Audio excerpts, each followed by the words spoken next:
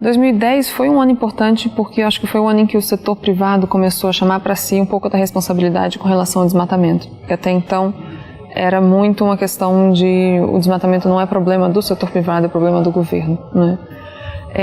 As empresas começaram a ser responsabilizadas em público por questões que aconteciam de desmatamento na sua cadeia. Em 2005, 2006 começou uma série de campanhas, tanto aqui no Brasil com relação à pecuária e soja, né, mas também no Sudeste Asiático com relação à palma. E isso foi gerando, acho que, um movimento internacional de reconhecimento por parte do setor privado de que isso era um risco dentro da cadeia deles que precisava ser gerenciado. Então, em 2010 surgiram os primeiros compromissos com relação a isso.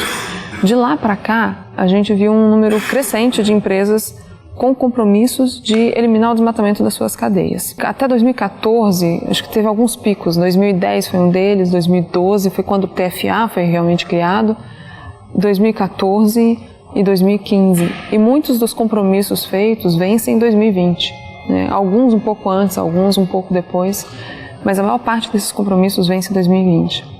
Eu acho que a última grande contribuição nesse movimento foi a Declaração de Nova York sobre florestas, que foi assinada em 2015, que era basicamente mais uma forma de governos e empresas se juntarem para traçar um plano de trabalho, basicamente, para fazer exatamente isso, eliminar o desmatamento das cadeias produtivas até 2020 e, como um todo, até 2030, né?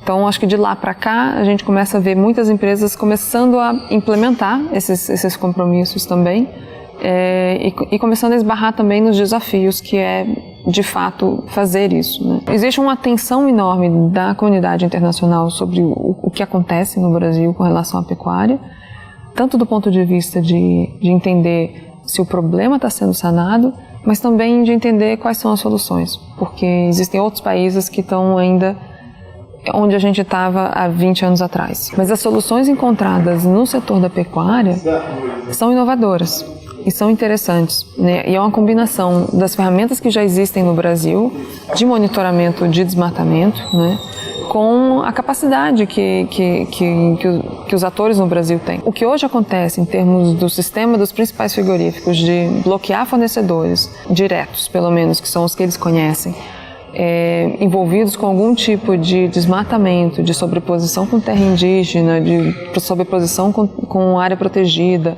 de envolvimento com trabalho escravo, todas essas questões de conseguir ter um sistema que verifica todas as compras e bloqueia o fornecedor com relação a isso, eu ainda não encontrei no outro setor. Tá? No setor da palma, no Sudeste Asiático, eles estão começando a chegar no nível de rastreabilidade à plantação. Chegaram na usina, né, na planta extratora, e estão tentando enxergar a plantação. Mas não existe um controle imediato de todo tipo de produto que entra na usina ser controlado dessa forma. Então, acho que isso a gente não reconhece com tanta frequência, mas é um avanço tremendo. E o único problema é que são poucos os frigoríficos que fazem isso ainda, né? O que os atores internacionais hoje precisam cada vez mais é de transparência ao longo da cadeia produtiva.